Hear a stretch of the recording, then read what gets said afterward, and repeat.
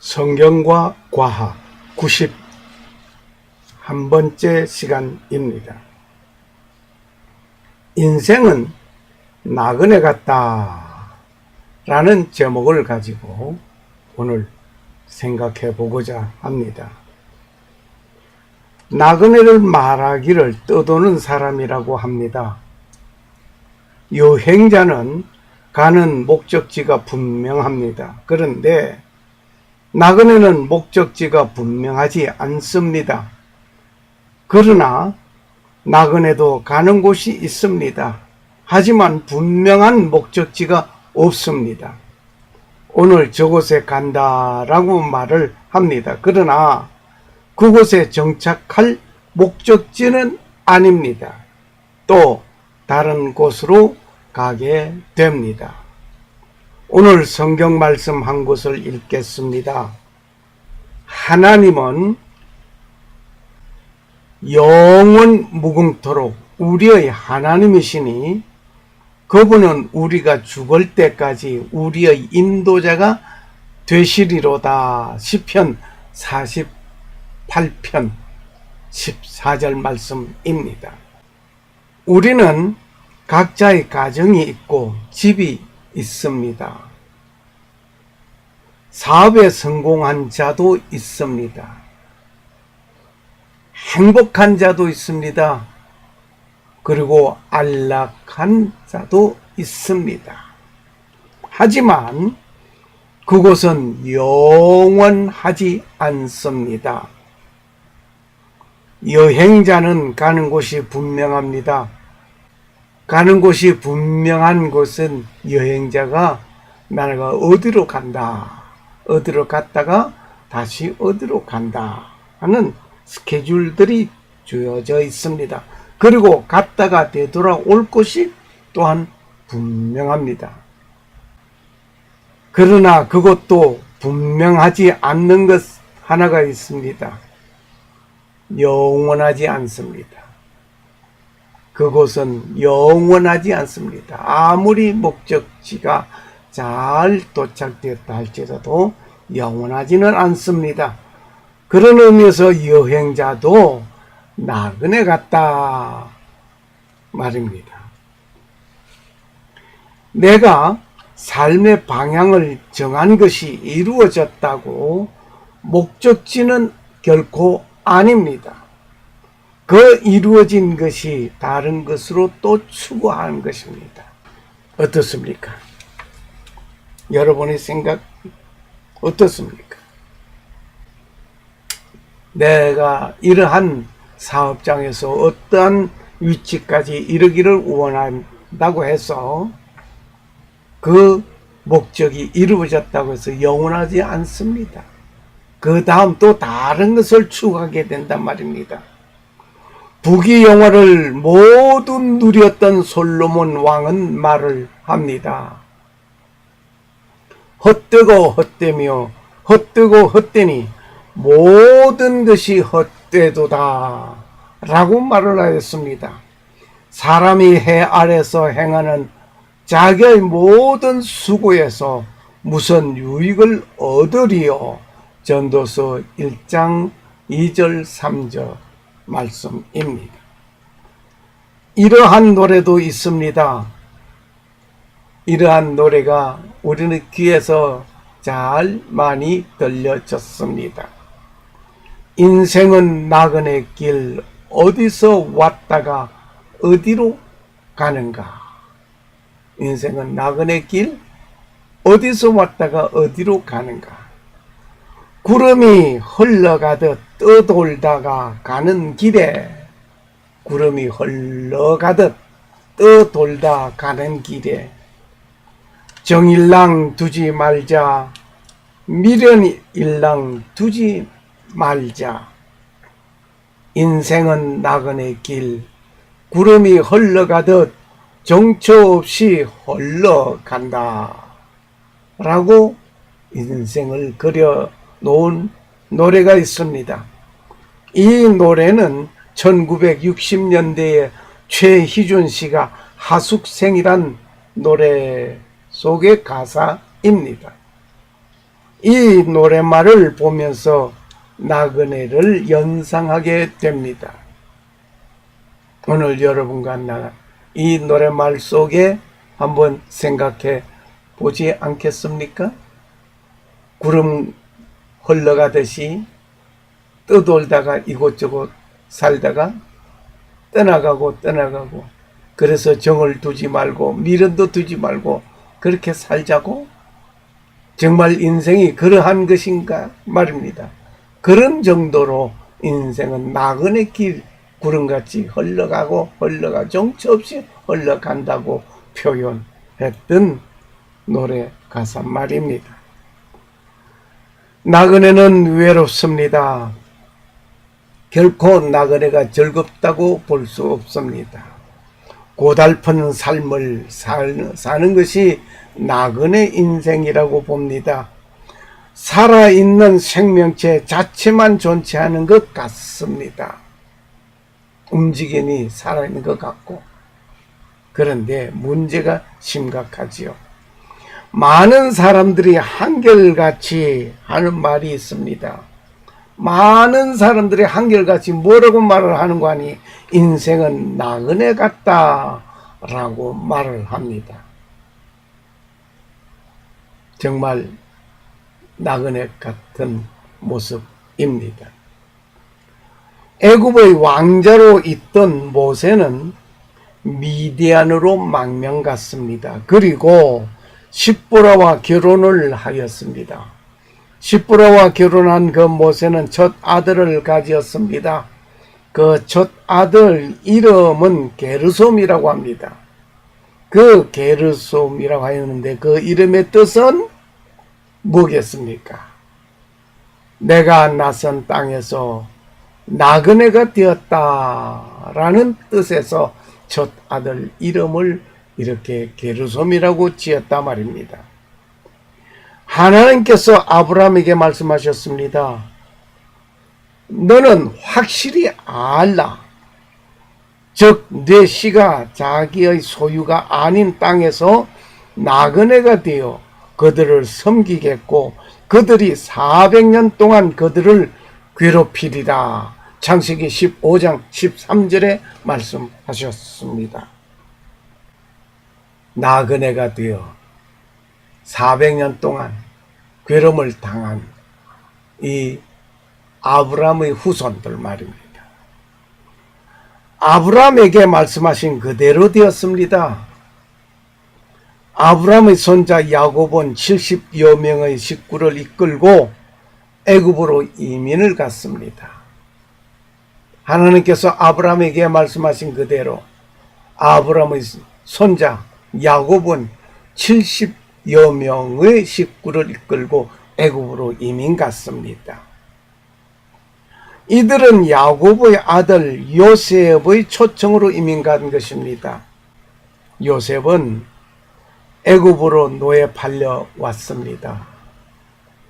평소에 요셉은 아버지의 편애를 받으면서 살아갔던 요셉이었습니다. 아버지의 편애를 받던 요셉은 형들로부터 미움과 시기와 질투가 있었습니다. 그 속에서 살았습니다. 미움과 시기, 질투는 증오심으로 이어졌습니다. 즉 결국 버림을 받게 되었습니다. 우리도 미움과 시기하는 일로 인하여 나의 이웃을 증오하게 됩니다. 어떻습니까? 왕따 당한 아이들, 때로는 왕따 당한 청년들, 왕따 당한 사람들, 이웃으로부터 버림을 받게 되고 엄청난 범죄로 이어지는 일들을 우리 주위에서 많이 봅니다. 뿐만 아니라 한 식구 가운데 편애를 한다고 할 때에 형제들 가운데 시끄러운 일들이 있습니다. 또한 학교 선생님이 어느 누구에게 편애한다면은 그 학생은 왕따당하게 됩니다. 편애하는 일로 인해서 미움과 시기와 질투, 증오를 갖게 되는 것입니다. 요셉은 외로운 인생의 길을 가게 되었습니다. 알지도 못하는 곳으로 가게 되었습니다. 요셉이 가는 곳은 알지 못하는 곳이었습니다. 장래가 불확실한 삶이 시작되었습니다. 살아있는 내 생명을 보장받을 수 없는 삶을 살게 되었단 말입니다. 살아 움직이는 재산 취급을 받는 종의 신분이라 말입니다. 그렇게 버림받고 팔려간 요셉은 종의 신분이었습니다. 종의 신분이라고 할 때에는 살아 움직이는 한 집안의 재산 하나에 지나지 않습니다. 그를 죽여버려도 어느 누구가 변호해 줄 사람도 없고 상소해 줄 사람도 없습니다. 그 죽음으로 끝납니다. 매를 맞아도 참아야 하는 것입니다. 그러나 하나님은 요셉과 함께 하셨습니다. 하나님이 요셉과 함께 하셨으므로 말미암아 요셉은 애굽에서 국무총리가 되었습니다. 놀라운 일입니다. 종의 신분에서 국무총리의 신분이 되었다 말입니다. 하나님께서 함께 하시면 됩니다. 하나님께서 함께 하시면 됩니다. 지금 여러분과 나는 죄인의 신분에서 하나님 아버지의 아들이었습니다. 아들이 되었습니다. 하나님 아버지의 자녀의 신분이 되었습니다. 하나님 아버지의 아들의 신분이 된 것입니다. 그뿐만이 아니라 만왕의 왕의 신부가 되었단 말입니다. 하나님께서 하시면 됩니다. 하나님께서 하시면 됩니다. 지금 나의 형편이 어떠합니까? 아니면 환경이 중요하지 않습니다. 하나님께서 하시면 됩니다. 하나님께서 하시는 그 일을 위해서 하나님께서 하시기를 원하면 그분을 믿고 의지하면 됩니다. 아브라함의 후손이 애굽에서 나그네로 430년간 살다가 출애굽하였습니다. 출애굽한 이스라엘은 40년간 광야에서 나그네의 삶을 살았습니다. 그리고 그들은 요단강을 건넜습니다. 가나안 땅에 정착하게 됩니다. 이곳에 오게 된 것은 약 600년이란 긴 세월이었습니다. 그리고 평안하게 이루어진 것이 아닙니다. 하나님께서 갈대아 우르에 살고 있던 아브라함을 무작정 고향과 친척을 떠나라고 하셨습니다. 그리고 가나안 땅을 아브라함의 후손에게 주겠다고 약속하여 말씀하셨습니다. 이렇게 나그네의 삶을 살았습니다. 나그네는 정하여진 곳이 있어도 영원하지 않습니다. 나그네가 가는 그 길에는 영원하지 않단 말입니다. 아니 인생 누구에게도 마찬가지입니다. 이 땅 위에서 하나님의 백성은 나그네로 살게 하셨습니다. 이 땅 위에서 말입니다. 하나님은 자기 백성이 나그네로 살게 하셨습니다. 왜 하나님께서 나그네로 살게 하셨는가? 우리는 깊이 생각해 봐야 하겠습니다. 왜 하나님께서 정착한 인생의 그 땅에서 그 집에서 그 삶에서 살게 하지 아니하고 영원하지 않게 하고 나그네로 살게 하셨을까? 그 답은 이 땅 위에는 영원한 것이 없기 때문입니다. 영원한 것이 없기 때문에 하나님께서는 나그네로 살게 하신 것입니다. 나그네에게는 누군가 인도할 자가 필요로 합니다. 누가 인도하든 나그네에게는 인도할 자가 필요합니다. 어떤 무엇을 인도하든 인도할 자가 필요합니다. 하나님은 우리의 인도자가 되십니다. 하나님께서는 나그네의 인도자가 되십니다. 하나님은 우리를 나그네로 살게 하신 이유가 있습니다. 영원한 인도자가 하나님이라는 것을 알고 섬기게 하기 위해서 하나님은 우리를 나그네로 살게 하셨다 말입니다.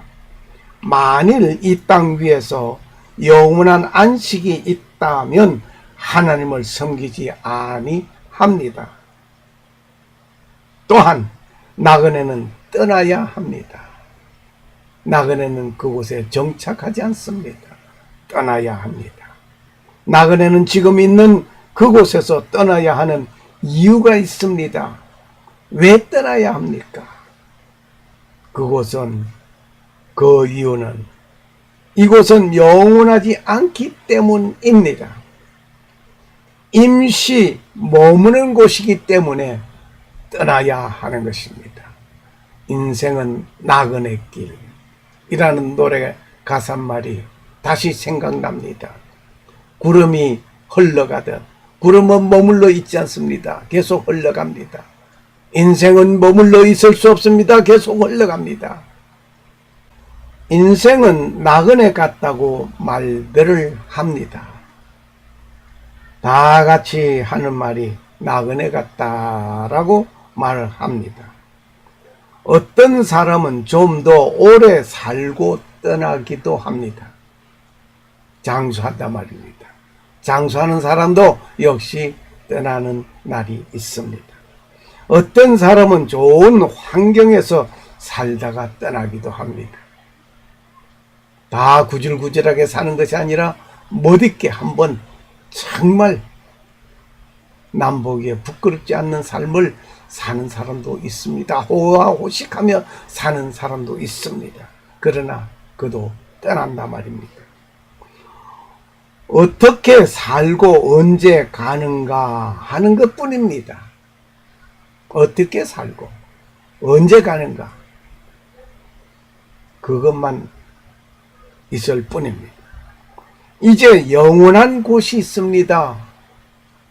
그 영원한 곳을 우리는 바라봐야 하겠습니다.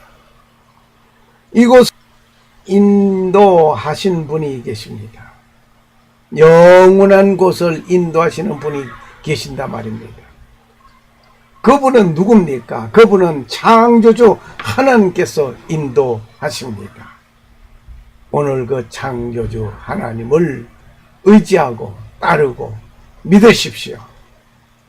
내 육체와 마음은 쇠약하나 하나님은 내 마음의 반석이시요 영원한 분깃이시라. 시편 73편 23절의 말씀입니다.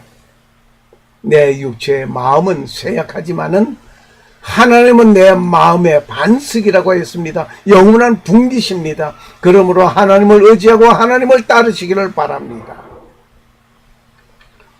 영원하신 하나님이 내 처소가 되리니 그의 영원하신 팔이 내 아래 있도다. 그가 내 앞에서 대적을 쫓으시며 멸하라 하시도다. 신명기 33장 27절 말씀.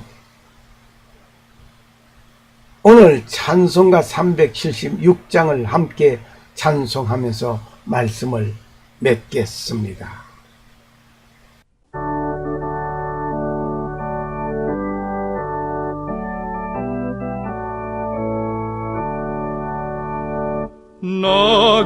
나그네와 같은 내가 힘이 부족하니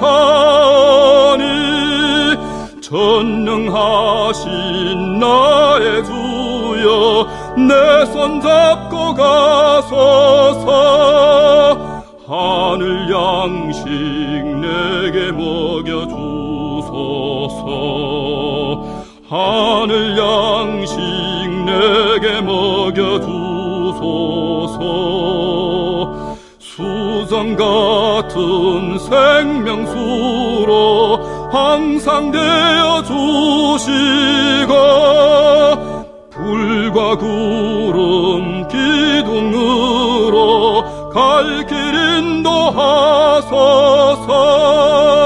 나의 주여 힘과 방패 되소서.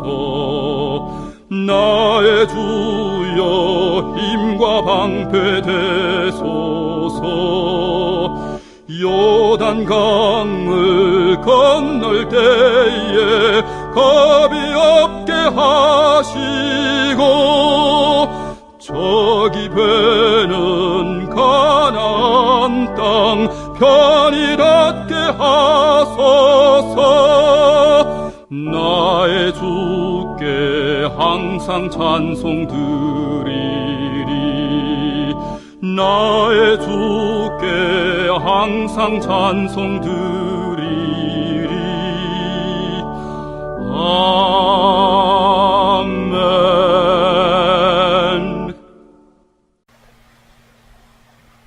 감사합니다.